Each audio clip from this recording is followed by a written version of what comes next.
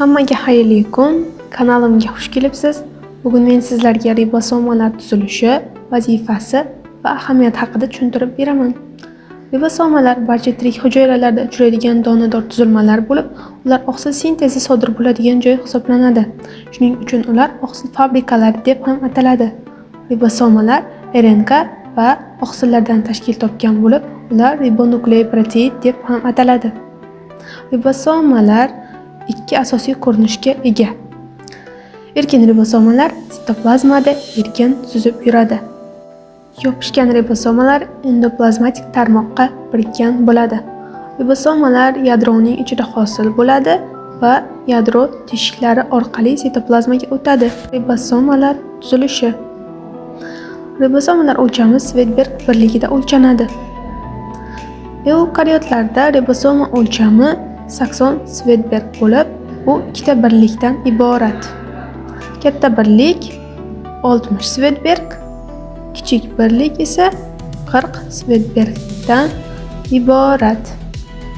Ular magniy ionlari orqali birikadi. Kichik birlik informatsion RNK bilan bog'lanadi.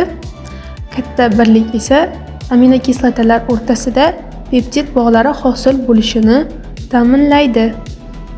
Va bu jarayon oqsil zanjirini yig'ilishiga olib keladi.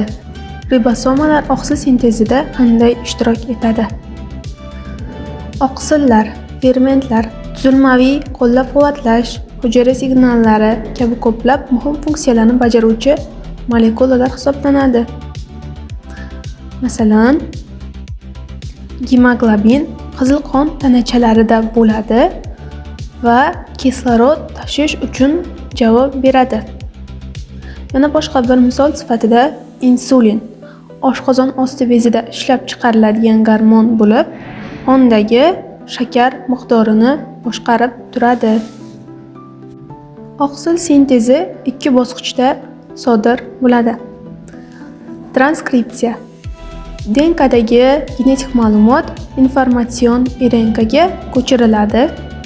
Keyin informatsion RNK yadrodan chiqib ribosomaga keladi. Bu transkripsiya bosqichi xuddi shu tarzda sodir bo'ladi. Keyingi bosqich bu translyatsiya. Bu bosqichda informatsion RNK ribosomalar tomonidan o'qiladi va oqsil sintezi amalga oshiriladi. O'z navbatida translyatsiya 3 bosqichdan: initsiatsiya, elongatsiya hamda terminatsiyadan iborat. Bu 3 bosqichning birinchisi initsiatsiya, ya'ni boshlanish bosqichi hisoblanadi. Ribosoma informatsion RNKni skanerlashni boshlaydi va AUG start kodonini topadi.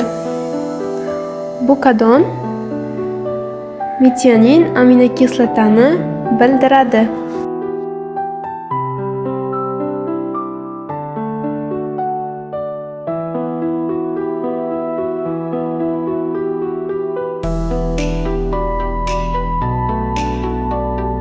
Keyingi bosqich elongatsiya, ya'ni uzayish.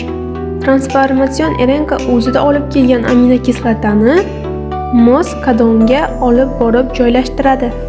Aminokislotalar orasida peptid bog'lari hosil bo'ladi va oqsil zanjiri uzayadi.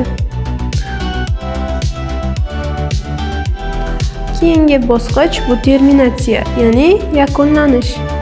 Ribosoma stop kodonlari UAA, UAG yoki UGA duch kelganda jarayon to'xtaydi.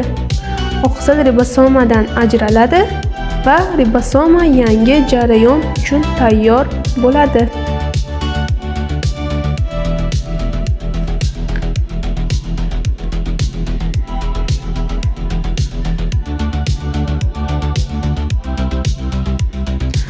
Ribosomalarning ahamiyati. Ribosomalar hujayraning barcha jarayonlari, metabolizm, o'sish, tiklanish va ta'mirlash uchun zarur bo'lgan oqsillarni ishlab chiqaradi.